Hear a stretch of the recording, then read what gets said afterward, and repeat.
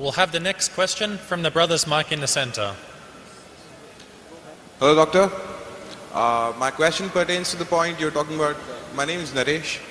My question pertains to the point that you were making about intoxicants, small intoxicant, like you have in small quantities or big quantities, it's the same thing. It is an intoxicant. So how does it boil down to like smoking?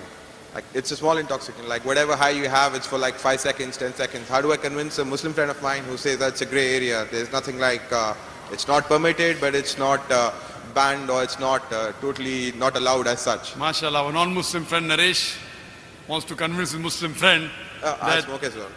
As far as smoking is concerned, he said what intoxicates in large quantity is prohibited in small quantity. That's the hadith of beloved Prophet Muhammad Sallallahu Alaihi Wasallam. Sunan Ibn Majah, volume number 3, Book of Intoxicants, chapter number 30, hadith number 3391. But this, as far as smoking is concerned, all type of smoking is not intoxicants. Right? But I know ganja, charas is intoxicant, so that falls in the intoxicants. But if it is not intoxicating, there's another verse of the Quran. Previously, there was a fatwa amongst the sheikhs. There's a hadith which says that don't have onions because it smells. So when you go for salah, don't have onions, it has got bad breath. So based on that hadith, people used to say that smoking is makruh because it smells. Because of lack of knowledge of science. Today, we have come to know that tobacco, in any form, smoking, chewing, etc., is the second largest cause of death. The first largest cause of death is alcoholism. Several millions of people die every year. It is the single largest cause of death. More than terrorism, more than war. Every year millions of people die. The second largest cause of death is tobacco. According to World Health Organization, every year more than 4 million people die only because of tobacco. Now, based on this, there's a verse of the Quran in Surah Baqarah, chapter number 2, verse number 195, which says, do not make your own hands the cause of your own destruction.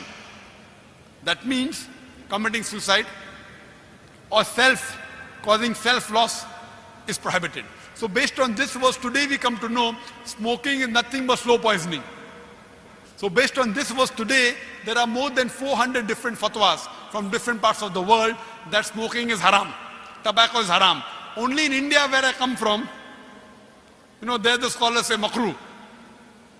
Why? Most of them have tobacco. So because many have tobacco, so they say makruh. But today, Saudi Arabia, Egypt, many parts of the world, there are more than 400 fatwas saying that smoking and tobacco in any form, nicotine is haram. So Islamically today, smoking is haram based on the verse of the Quran, Surah Baqarah chapter 2, verse number 195. Do not make your own hands the cause of your destruction. So tell this to your friend, give the reference of the Quran, inshallah he'll be convinced if he's a good Muslim. Thank you.